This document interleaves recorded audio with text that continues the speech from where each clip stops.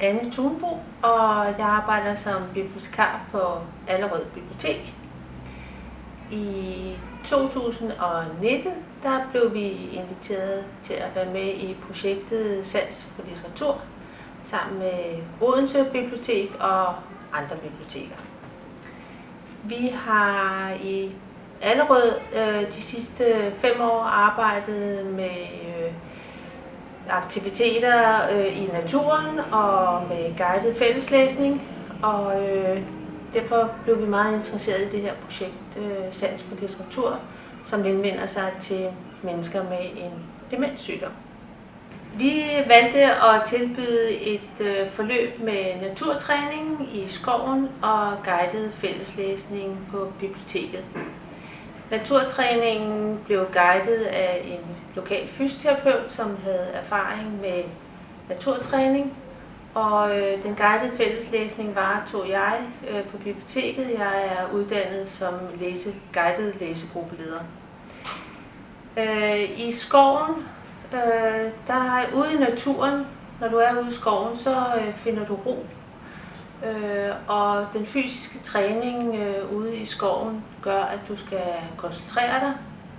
Du skal være til stede i nuet. Og i pauserne mellem øvelserne og i stilheden ude i skoven, der bruger du alle dine sanser. Der mærker du vinden, der blæser, og du dufter, og du hører lyde. Du føler det underlag, du går på. Kombineret med den guidede fælleslæsning tilbage på biblioteket, hvor vi læste tekster, som havde temaet litteratur, der genskabte vi minder og styrkede på den måde også koncentrationen. Vi tilbød det her forløb til yngre hjemmeboende med en demenssygdom, og vi kom i kontakt med vores deltagere gennem kommunens demensrådgiver, som henviste dem til os. At være ude i skoven og ude i naturen giver en ro, og man føler, at man er til stede i nuet. At mærke naturen omkring en og de dufte, der er, skaber minder. Og tilbage på biblioteket i den guidede fælleslæsning, hvor vi havde tekster, som omhandlede naturen, kunne vi tage de indtryk, som vi havde haft ude i skoven med os, og snakke videre om de ting, vi fik snakket om i pauserne ude i skoven.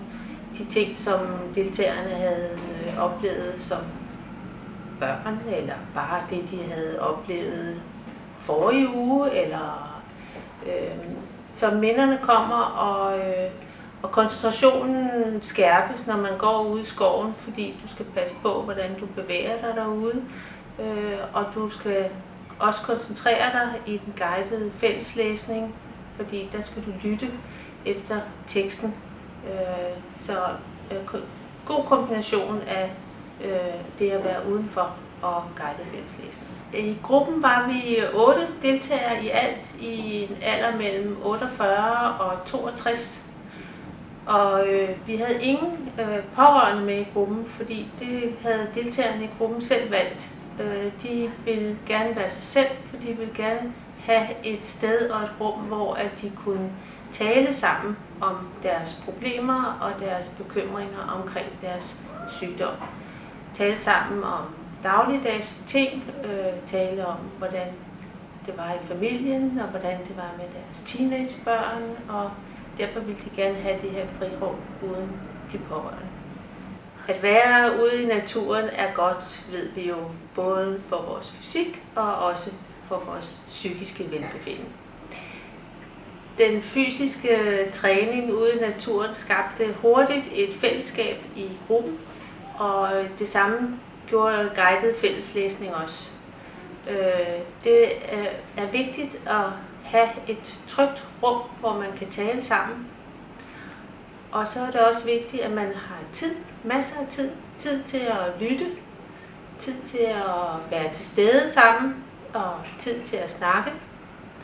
Og så det allervigtigste, det er egentlig bare at have det sjovt.